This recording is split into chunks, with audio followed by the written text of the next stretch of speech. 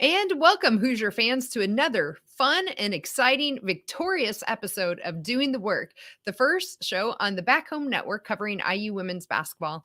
I'm your host tonight, Kathy Amos, and I'm joined here with Amanda Foster from Crimson Cast. This evening, we're having a fun and exciting discussion on today's win from your number 6 ranked Indiana Hoosiers over number 9 Maryland 61-68. This takes the women's record now to 15-1 overall and 5-1 in conference play. But we will start off our show tonight as we do every show, and that's with our Hoosier Proud banner moment. And Amanda, for me, I'm going to that fourth quarter stretch where Maryland went on a bit of a run there, and they ended up tying it up 50-50. But Grace got the ball, and she got it over to Garzon for a three-pointer, making it 50-53. Chloe Moore McNeil sprinted back down to the other end to play defense and had a fantastic block down there on the defense. And then we got the ball back. Parrish got the ball down low for a 2 on an inbounds from Berger, making it 50-55. And then Grace pulled up later for another 2, making it 50-57. And we went on a quick 7-0 run that led to Maryland timeout. And I thought this really just set that tone right there in the middle of that fourth quarter that really gave us the lead back after Maryland went on to tie it. And we just never looked back at the end of that fourth quarter. So for me, that was our Hoosier Proud banner moment. And tonight, our banner moment, as always, is sponsored by Homefield Apparel. Homefield is constantly releasing new schools or updating their products for schools in their existing line. So you are bound to find something that you or anyone in your life just loves for great collegiate gear. And remember, and rumor has it, they'll be releasing some new Indiana gear later this year. So whether you want IU gear or something else for some reason, you should go to homefieldapparel.com. And if it's your first time purchasing there, you can use our promo code HOME, HOME, to get 15% off your first order. Again, that's homefieldapparel.com. Wear one for the team. All right, Grace, let's go ahead and kick it over to you and see how things are going there inside the hall. What are your thoughts on the game tonight? Sorry about that. Yeah, first I'll just apologize for the music in the background if anybody can hear it, if it's still going. The Wi-Fi is a little bit spotty here too, but this was the game that we were all kind of expecting out of a top 10 matchup, I think. And from the get-go, you could tell it was going to be competitive. It was going to be gritty. Both teams were going to be fighting until the very, very end, and that is what we saw. I thought it was a fantastic performance from Indiana, especially on the defensive end, where their defense was able, especially starting in the second quarter through the rest of the game, just really attack Maryland and pressure them and keep the ball away, keep them from getting a lot of easy shots off, which is important against a team like Maryland. You really need to be able to do that. They held Diamond Miller to something like 5 points in the first half, and obviously she came alive in the second half, but to be able to do that from the start is, I think, really, really impressive. Obviously, we saw Sydney Parrish go off as usual, it seems like now, and Mackenzie Holmes with her 4th consecutive double-double. But just a fantastic performance all around, and it wasn't their best game, but I think that just says more about the ceiling that the team has, the way that they're able to look so good against a top 10 opponent like that. Yeah, I absolutely agree. Although I kind of feel like this might have been one of their best games. Maybe not on some of the fronts in terms of, which we'll get into, I'm sure later, turnovers. But they're also playing probably the best defense they've about seen all year as well. So I thought that was just really a nice. But to your point, definitely one of the best defensive, if not the best defensive effort for sure. So, well, great, Amanda. I'm super happy, by the way, for you to join us again here, especially since I know you're covering the game and stuff tonight. So let's just go ahead and jump into it, and let's talk about some things that maybe went as expected. And if you want, why don't you go ahead and kick us off with some things that went as expected for us? Yeah, I just mentioned it. I think it's funny that Mackenzie Holmes getting a double-double is now kind of the thing that just always happens. It's the norm. And so that definitely, I'm not going to go into it every game expecting her to perform like that, but that's definitely not a surprise. Sydney Parrish again coming out and just being so determined in all of her shots and being so aggressive. And obviously she plays with such a passion that is to be expected at this point. Chloe Moore McNeil again came out, and I've come to expect her to be kind of that gritty player with the steals that she had today, and just the aggressiveness and the determination that she played with. All three of those things, I think, are some of the top things that I look for in every game now for Indiana. Yeah. Yep, I agree for sure. For me, what I wrote down, the main thing, and you've already kind of touched on it, but just to dive a little deeper is our defense, right? So just for reference, Indiana held Maryland to 61 points. As a team, Maryland's been averaging 79 points per game this year. We also held Maryland to 37% shooting. This is a team that shoots normally 43%. So they definitely were well below both of those averages. And even though at the end of the day Diamond Miller got her points in the total, that first half we held her to 3 points. This is a player that averages 18 points. She ended up with 19. She really came alive there in that second half, but that first half in particular, the team was just really on point, I thought, with their defensive efforts. Amanda, how about anything else on the as expected side that you want to touch on? Yeah, I do want to touch on the rebounding that we saw, because Indiana did out rebound Maryland 37-29, and that was something again that just, it seems like everybody on the team, and especially Mackenzie Holmes, is just able to get up there and be so solid in the post and in that area. And so definitely not a surprise to see them play with that tenacity underneath the basket. Yeah, I would agree. So, how about this? Let's move over to any surprises that we had in the game. And I think I'll go first on this one and take the first one. And this to me was a surprise, was just our free throw shooting was off tonight. We've been averaging around 78%, somewhere in that neighborhood, and we shot 57%. And tonight it didn't end up hurting us. We ended up still winning, and we made those free throws down the road late. But boy, if we would have continued shooting, at one point, I think we were at 43% free throw shooting. And that really could have hurt us in a tough game that was this close. However, again, they made it down the line, but I was really surprised after seeing the team, especially I think the last game we shot 90% from free throw line. So I was very surprised at our free throw shooting. What kind of surprises did you have from the game? Yeah, I was going to say free throw shooting as well. And then also the turnovers. Indiana had finished with 19 turnovers, and it's not necessarily that, they don't have a lot of turnovers, but some of the ways that they lost the ball and just miscommunication on the court was something that surprised me. And being down here in person, I could see the players at times like having to yell at each other, go here, go there, or you're not supposed to do this, or we're running this play. And that led into some of those turnovers. And that was one thing that I was surprised to see, because it seems like, usually this team plays so well together. And so there were a few times today where that things weren't necessarily clicking. And obviously it worked out in the end, and they were able to figure it out after a few maybe missed plays. So it wasn't massive, but I think that is something to keep in mind, obviously going forward, for other teams who, like Maryland, would be able to capitalize off of that.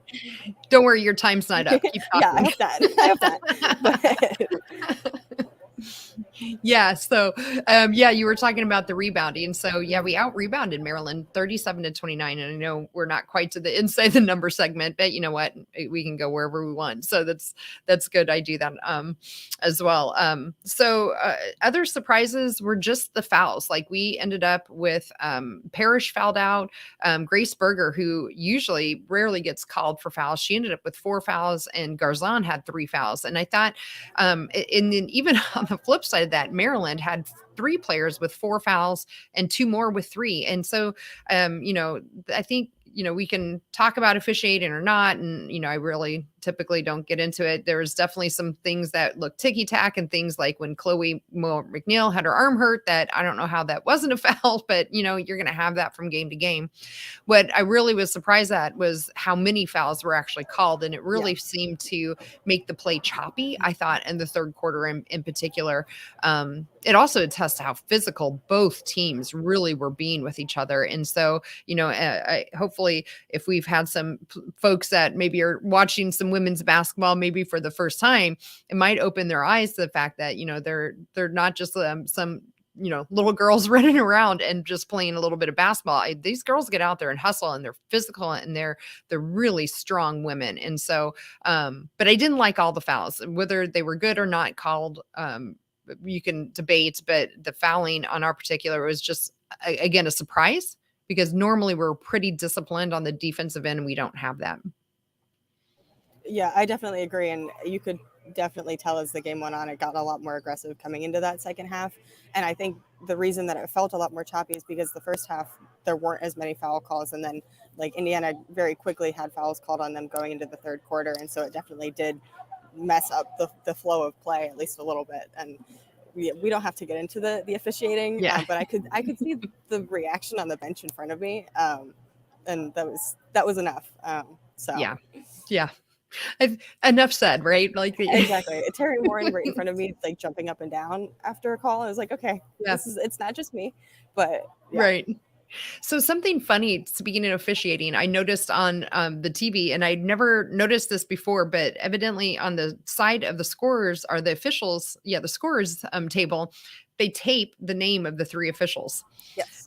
Yeah. So I thought that was really interesting. I'm like, that is a great tactic to make sure, when Coach Morin's got to get out there and maybe chew some butt off of those officials. She knows exactly which name to use when she's doing it. So anyway, I thought that was really interesting. I never noticed before.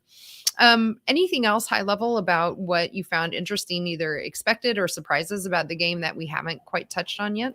Yeah. One thing that I noticed, and I don't know if it's necessarily a surprise to me, but it's also not something that is completely expected, is the way that Sarah Scalia was playing, because she was not taking any shots from beyond the arc. She didn't take any, in fact, and she finished with 3 points. But they were very clearly having her run a different kind of game and being more of a go-between in the passing on offense and getting those rebounds on defense. And I really liked how that worked for her and how it worked for the team. And so that's why I don't know. It's not a surprise because she hasn't been necessarily completely on the ball with 3-point shooting recently. But it's not as expected because we just haven't necessarily seen her play like that, like this so consistently, just not being a shooter. But I think it's a positive thing because she was able to play a big role in some of these things that were going back and forth for Indiana tonight. And so I think it's something to look for going forward because, Sydney Parrish is coming out as this 3-point shooter. And obviously it would be nice to have Sarah also doing that. But the fact that she can contribute in a lot of other ways says a lot about her and a lot about how the team is able to adapt to someone who's not necessarily having a good stretch shooting wise.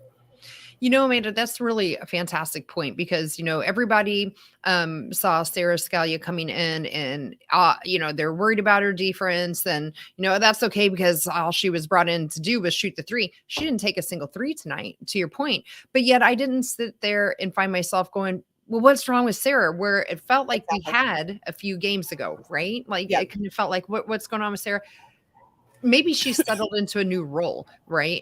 And to your point, I think that's a really fantastic point because, there's so much more to basketball than shooting. And, we didn't need her shooting 3s tonight and she didn't force any. I thought she might've passed up 1 or 2. Yeah, but there were a few times where I wondered. Yeah. But yeah. Yeah. And that's nitpicking, right, from us. So I think for sure, I think that's just such a great point. She's definitely settling into more. She had, that great drive early on, and she played her role coming in off the bench. So yes, I would love for her to get back to feeling confident about her shot because, I think there are going to be games where we need her. The last game we only made 3 3-pointers, and if that would have been tonight, I think we would have been in a lot of trouble. But since we've been talking so much about it, why don't we just go ahead and jump into inside the numbers then? And I'll let you go first. What's a team stat maybe that we haven't touched on that really jumps out to you that you'd like to talk on? Yeah, I'm looking through the stats right now. I've been thinking. We've talked a lot. Here's one that I made it. Yeah, we've covered a lot of just about everything. But the steals really stood out to me, especially going into halftime. Because there was a much wider margin. Indiana finished with 12 and Maryland had 10, so they were able to kind of catch up as the game went on. But it goes back to Indiana's defense and especially Chloe Moore-McNeil and how aggressive, I keep saying the word aggressive, but just how they were able to keep pushing. And exactly, I'll just keep saying it because it's true. Yeah, it is. But they were just their defense was really astounding to watch at times because they were so pesky and they kept fighting. And I think the steals, 12 steals is a lot of steals. And to be able to spread that around the team, and it's able to disrupt the game without stopping the game. And I think Indiana was able to get a lot of momentum off of those. And if anybody who was watching was able to see kind of what was able to come out of those. And so that's one of the biggest things that I think was kind of able to turn the tide at moments in the game. Right. Yeah, I agree. I mean, that just again speaks to their stellar defense. I'm going to stay on the positive side as well, but I'm going to flip to the other side of the floor and talk about assists. The team had 15 assists on 25 made field goals. That's just an astounding number. When you look at it, and I know that Coach Morin always talks about sharing the sugar. I don't know how much more you could really ask of a team from that. 15 assists. You're paced by, of course, Grace Berger with 8. But you had as well. You had Yarden with 2, Chloe Moore McNeil with another 3. You had Mackenzie Holmes with 2, and I thought just the passing from Mackenzie, it felt like a lot more than 2, because I felt like she was getting doubled a lot. She was really looking for her teammates. So maybe it was more hockey assists for Mackenzie than true assists. But I thought that assist to field goal number was really a lovely sight to see tonight. And it really stuck out even without looking at the statistics, in my opinion. Do you have another team number that you want to talk about, or an individual? You can go wherever you want with the number. I guess one thing that we haven't really talked about Yarden very much tonight so far. Yeah. And she finished with 11 points and 6 rebounds and 2 assists. So she was also part of that. And I think it was a very good night for her. A kind of like not a rebound night, because it's not like she's necessarily been struggling a lot, but she was able to she just looked very she looked very comfortable on the floor. And to finish in double figures is still obviously very good. And we saw at point, she had a buzzer beater 3-pointer, and so you have to be more comfortable with something like that. And she was 3 for 5 from deep, and that's half of Indiana's 3-pointers, and the other 3 came from Sydney Parrish. And so her numbers, I think, it's a good sign for her going forward. After I don't want to say struggling, because it's not like we were watching her in the previous few games and saying, oh my gosh, what's going on? But I think this is the kind of game that we have come to expect earlier in the season for her numbers wise, and we've seen it again tonight. Yeah, I agree. Thanks. Quang in the chat called her something, the commentators, which I know, Amanda, you probably didn't hear, but they called her Yardini. So I've heard that before. Have you heard that before? I had not. Yeah. I tend to, I think, mentally tune out a lot of my the announcers. But Yarden, I thought, had a nice game. The only, again, downside for her is her turnover. She had 5 turnovers, which is one number I did want to kind of touch on for the whole team. 19 turnovers is very uncharacteristic for them. They averaged 12. But that's about what Maryland forces other teams at. So they forced 19 turnovers as well. So I mean, Maryland's defense was just really, again, I think one of the best defense, if not the best, we've seen so far this year. The nice thing with the turnovers, though, is that we're about even in points off of them. 14 for Maryland and 12 off of for us. So it was about even. So, it didn't really at the end of the day hurt us.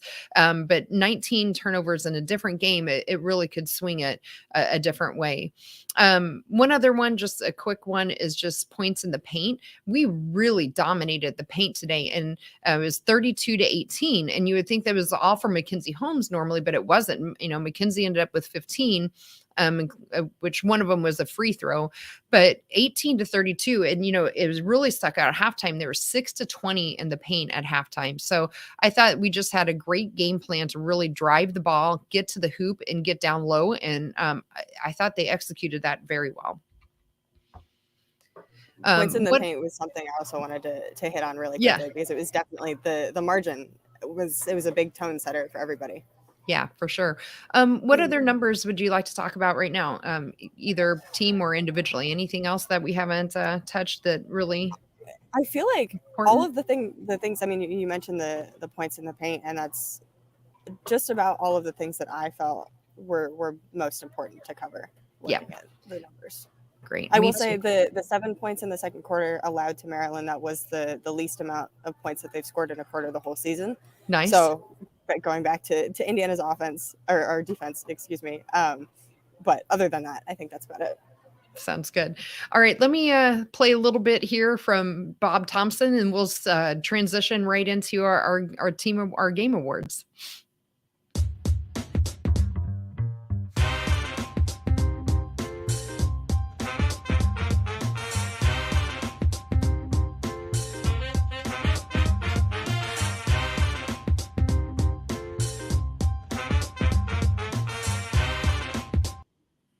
All right. All right. So next up is our Game Ball Award. And am going to throw up, for those of you who are watching on YouTube, at the bottom is our ticker with all of our game balls. But right now, Mackenzie is definitely leading the way with 10 game balls.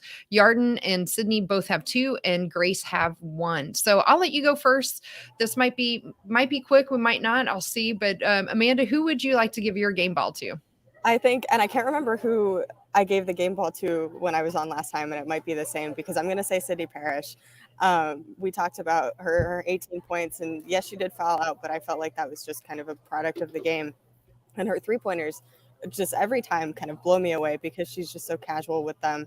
But I think that they were also some of the biggest game changers and tone setting moments that the game had. And the tenacity with which she played and the fire and the passion, I think, encapsulated what the whole team was feeling and was also able to drive everybody else because she was so obviously invested in the game and willing to put her entire body on the line multiple times and get pushed around and banged up by everybody.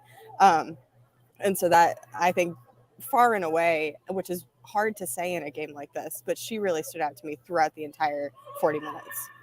Yeah, you know what? We'll make that unanimous. I agree. I gave Sydney as well. I wrote her name down officially in the fourth quarter sometime. I think right around when she fouled out. I think I looked at my husband and I said, you know what? I know she fouled out, but she played like her hair was on fire. I thought from the beginning to the end. It, that includes taking, you fell down, took a knee to the face, and she went out and came back in within just a couple minutes. I mean, I thought her grit, her tenacity was amazing. She was on point. She was not hesitating one bit, going 3 for 7 from the field. The only, 4 turnovers, but everyone, it seemed to have a little bit of the turnover bug. But I thought, yes, I agree. Sydney Parrish, I think, gets our game ball. Okay, so with that, we will move on to our Hoosier Hustle Award. And our Hoosier Hustle Award right now is tied. Chloe Moore McNeil and Sydney Parrish each have 3.5.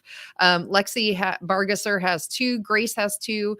And then with 1 each, we got Caitlin Peterson, Alyssa Geary, Lily Meister, and Garzone. So how about for your Hoosier Hustle Award, who would you like to vote for? I would like to vote for Chloe Moore McNeil. And I feel like I've talked about her again a lot so far tonight. But again, kind of similar to Sydney, just the fire that she brought to the court. And statistically, she had 8 points, but the 7 rebounds was a big thing that stood out to me numbers wise for her. But again, it was just the energy that she played with, and her steals were huge, especially early on in the game. I felt like she came out and kind of set the tone from the beginning, where it was clear that she was not going to put up with anything and she was going to try her hardest to do whatever she could to get the ball in Indiana's favor, and no matter what point in the game, no matter what situation it was. And she truly was just hustling up and down the court the entire time. So, it is the Hustle Award. So I feel like that kind of speaks for itself. Yeah, you know what? We'll have to let our workaholics in the chat break a tie here. I'm voting for Grace for my Hoosier Hustle Award. And this is such a great problem to have, right? When the flip side of maybe some of our other sports teams that are playing here this week as well, that it's a lot easier to have shows like this when it's a lot of fun. But Grace, I thought, was just, again, a steadying force out there, and she came out. She had 8 assists and 4 rebounds, 11 points, hitting some of those free throws down the line. She was 5 of 6. She was really clutch with those free throws for us at the end. So for me, I'm going to vote for Grace, but we'll watch here. I know there's a few people voting in the chat right now. So if you would like to vote in the chat, if you're watching live, and throw in who you would like between either Chloe Moore McNeil or Grace for Hoosier Hustle, we'll tally it up and let it break the tie. I will say Grace was my second. Yes. Right, Chloe was my second too. We can't go wrong, right? So, yeah. And like you said, just a perfect problem to have when too many people are working too hard to pick just one who does it better. So yeah. You can't go wrong when you have so many players to pick from, and you can probably even make an argument for Garzon with her shooting as well tonight and her tenacity. But let's see what the chat is saying for us right now. I think we're getting quite a bit. We have a few for Grayson, but quite a bit for Chloe. So we will award that to Chloe Moore McNeil. So congratulations to Chloe. I'm sure she's super excited. All right. Well, the last thing we have then is in terms of talking about the game is link questions. So I don't think we'll do a full preview of Wisconsin. So I'll just really quickly talk about them, and then maybe we'll go back and talk about their questions going into it. So Wisconsin is coming in here to Bloomington again on Sunday. This game will be at noon Eastern, 1 o'clock. It'll be on Big Ten Plus again. Wisconsin just beat Michigan State last night at Michigan State. So that was very interesting. That took their record to 6-11 overall and 2-4 in the conference. They're only averaging around 69 points per game. They're being out rebounded about 3 per game. They're shooting 43% and they're forcing 15 turnovers, but they commit around 17. So Wisconsin's interesting. I know they beat Michigan State, who just beat us, but I think Michigan State's also showing some kind of some holes in their game as a team as well right now. But taking what we saw today, knowing what we have coming in on Sunday, what kind of lingering questions do you think we need to look for? I think one thing that I will be keeping an eye on is what Sarah Scalia is doing, and different in terms of will she shoot the 3 or not? No, but just kind of what role is she going to take on and what is she going to be tasked with? Something else that I'm kind of wondering about, and we haven't talked about it as much, is the freshmen and players coming off the bench, because we only saw Alexis, Sarah, and Lily come off the bench. Like no Alyssa, and they didn't. Apart from Sarah, Lily and Lexus didn't play. They played good minutes, but they didn't play especially long. And so just wondering kind of how, not that there's anything wrong and not that you can't take a lot out of that for one game, and especially a game like this, but just kind of what that will look like against a team like Wisconsin, who is expected to not have maybe as high of a level of competition as Maryland brought. And just kind of what we're going to see from the bench in that aspect. Other than that, I don't think there's anything big, because there were so many good things to take away from this game that there's not a lot of questions that I have about how they're going to play going forward. Yeah, I have the same questions. And they've kind of been there for a while here now. Sarah, again, is she settling into a new role, or will we see her try to transition back to that sharpshooter that we saw earlier in the year and saw it when she was at Minnesota? So we know it's in there. Will it come back out? I hope so. Maybe Wisconsin might be a good, time for her to have. I don't want to call it a get right game, because I don't feel like her play has been bad the last couple of games. I think she's settling maybe into a different role, but Wisconsin does allow about 37% shooting from 3-point land. So it's not like it seems like Wisconsin's great 3-point defense. So maybe this might be a time for her to get right more on her 3-point shooting and kind of get back into that rhythm. The other one, yes, is the bench. And we didn't talk about the bench. So maybe we should go back and just highlight. So we did, except for Sarah. So Sarah ended up playing 21 off the bench, 21 minutes. Other than that, Lexi had 8 minutes and Lily Meister had 3. Lily did have that really nice 2 points where I think she got the ball from Grace early on there and under the basket. So that was fun to see. But otherwise, yeah, 8 minutes from Lexi. And I just think that this game might have been a little too quick for her. So will we see in that Wisconsin game the ability for our bench to get in there a little bit more and start to grow? So that's what I'm hoping to see as well. So I think you have the exact same ones. I just want to see too that we don't have the proverbial trap game, right? Where we just come off of this fantastic win at home against a really tough opponent, which was very important for Big Ten conference standings. Will they do what they normally do, which is they get 24 hours, they can think about it, and then you got to just move on. So I'll be interested to see if they come out a little flat on Sunday or not. Yeah, and I feel like one thing to think about in that is, even if they do come out a little flat, there's not a lot that you can take from that either. Right. As it all depends on kind of how the game goes after that and what the final score is. Obviously, like you said, I think this is the perfect opportunity for a quote unquote get right game. Not that people really need to get right, but if the Maryland game hadn't gone the way it had, then we would be talking about that a little more, I think. But as long as they come in with the right mindset, this is an opportunity, I think, for everybody to become more confident and get those minutes on the floor and get more comfortable and be able to kind of play with things a little bit more. Obviously, it depends on how Wisconsin comes out, but I feel like it is not going to be the same environment as tonight in a lot of different ways. And so a lot of people are going to be able to kind of figure a few things out, even if it's just small, like the turnovers or the fouls. Right. Yeah. Yeah. And, speaking of turnovers, that's something too, we've kind of seen this where they have these roller coaster games with the turnover. So they, snuck back up again with 19. I still attest a lot of those to Maryland's defense being a lot better. I would like to see those come back down against Wisconsin. One person you mentioned was Alyssa Geary. We didn't see her tonight. She was out sick last time. Do you think it was lingering effects still of the illness?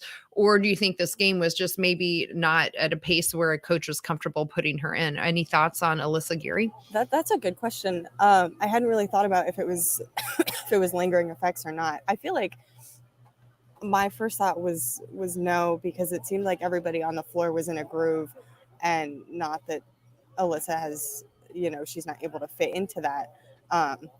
But in the way that everyone was being subbed in and out and rotating on the floor and playing defensively, it didn't feel like they needed her stature and her physical presence on the floor. And so I don't think it was like you can't play in this game, but I think it was more of we don't need you to come in and then maybe not mess something up, but come in and make everybody else change kind of with the flow and the rhythm of what they're doing. Yep. Yeah, I agree. I think we didn't, not surprising in a tough, close game like this, the bench got way shorter, right? So not surprising at all. So, okay, so some quick programming notes. Assembly Call Radio, for those of you who maybe were coming here looking for Assembly Call Radio, will be going on here in 15 minutes. So don't worry, they're still coming. Also, be sure to catch and subscribe to Crimson Cast. You can hear Amanda. She also covers the women on Crimson Cast for covers the women on Crimson Cast, as well as Galen and Scott over there. They are part of our Back Home Network family. So definitely make sure you catch them as well. In terms of doing the work, Jeff and I will be back live on Sunday after the Wisconsin game. Again, that tip time is at noon Eastern. Excuse me. I think or is it 1 Eastern? I always get I believe it's 1 this weekend. Yeah. I have trouble with time zones. You would think by this stage of my life I could do it, but I somehow can't. Okay. It's 1 Eastern, noon Central. So be sure to catch that. So with that, Amanda, let's go ahead and transition into last call. So what lingering thoughts do you want to leave us with tonight? Yeah, I think, and I was thinking about this when I was trying to figure out what I was going to write my article about for this game, and just the amount of heart and hustle that we saw from everybody on Indiana for the entire 40 minutes. Again, nobody gave up, nobody gave in when it was close or when it wasn't. Everybody still tried to their absolute hardest, no matter what it seemed like. And we keep seeing these big performances from Mackenzie Holmes and Sydney Parrish, and they stand out, but so everybody else stands out in kind of their own little ways, and they're able to come together and put together a game like this that is just so good for women's basketball as a whole, to be on, basically national television for the Big Ten. They really needed this game to be what it was. I think one of the most important games of the entire season. It's a top 10 matchup. And to come out and pull it out and play the way that they did, and you mentioned it at the beginning, and I think it is, we're going to look back and think that it's one of their best performances of the season, unless they, keep performing even better and better, which they could. But right. It just gives you an idea of where they're at, which is a very good place. And then it also showed what they're capable of if they can reduce the turnovers and reduce the fouls, and the fact that they can be even better than what we've seen them be is kind of unimaginable at a point. But to think about it, you watch games like this and you think, what happens if they're in the postseason and the stakes are higher and they're able to pull through in things like that. And so I think those are some of the biggest takeaways, just the mindset of the team and the way that they can perform and come together and have these big solid games where it seems like everybody does things well and everybody works together like a real team should. Yeah, I wholeheartedly agree with everything you say. For me, with my last things, we haven't probably talked enough about it, but I want to applaud Coach Morin and her staff because they clearly know what they're doing in terms of recruiting, whether it's freshmen coming in, transfers coming into the team, for preparation for the team, development. I think just all around, you can see that they are a well-coached team. And I saw a clip, I think on Twitter, of Coach Morin talking to them about preparation. And I thought her quote was really great. It was, if you're thirsty, once you're thirsty, it's too late to dig the well. And I thought that was just a great way to really exemplify and talk about how you have to be prepared. And boy, I thought this team looked prepared from the tip through it. I never, I didn't get nervous. I don't know. Maybe I should have maybe a little nervous, but I didn't feel like, the sky is falling. Maryland just made this big run. They tied it up at 50. They just always seem to have a way to pull it out, and they seem very calm about it. And I just want to applaud Coach Morin and her team to be there to support these women in this endeavor that they're going on, and applauding the team for executing that vision that Coach has. And a huge thank you to them for giving us and all the other fans, I think, just a lot of joy, because they're joyful to watch. And that's just so refreshing and something nice to have in our lives. And it gives us something to look forward to. Yeah. So it's incredibly high level basketball on both ends of the floor, but especially from Indiana. It's just, they continue to pull out things that you have never really seen before, it seems like. Yeah. You're talking about the backboard pass, right? Oh my gosh.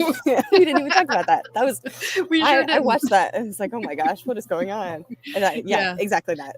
I doubt that was on purpose, but it was still a lot of fun and it worked out. So, hey, perfect. And that's just, that's the trend that they're on. Things are just working out. Yes, absolutely. So Wisconsin's up next. So, hopefully they just keep the ball rolling. So let me wrap it up here, because I know we have the assembly call crew waiting to go on here in about 10 minutes. So for those of you who aren't part of the show right now live and part of the live chat, you still can find us on YouTube at youtube.com/assembly call. We also have a private community you can be part of. You can find information on that at assemblycall.com. A huge thanks to John Ringer of Riggs Design for designing our logo. I only played it once tonight because of just timing, but Bob Thompson gave us our new music that you heard during the show. And a huge thank you to Amanda from Crimson Cast and Inside the Hall for coming over and joining me tonight so that we could have a wonderful discussion of this victory that Indiana pulled out. Again, that victory 61-68. Thank you all for listening, whether you're here live or listening later. We'll be back to talk IU hoops again with you soon. But until then, keep your elbow in, your eyes on the rim, and let's go Hoosiers. All right. Thanks, everybody. Thanks, Amanda. I appreciate it. Yes, of course. Anytime. Yeah. So we'll let the cleaning crew kick you out there. So yeah. But all right. Bye-bye.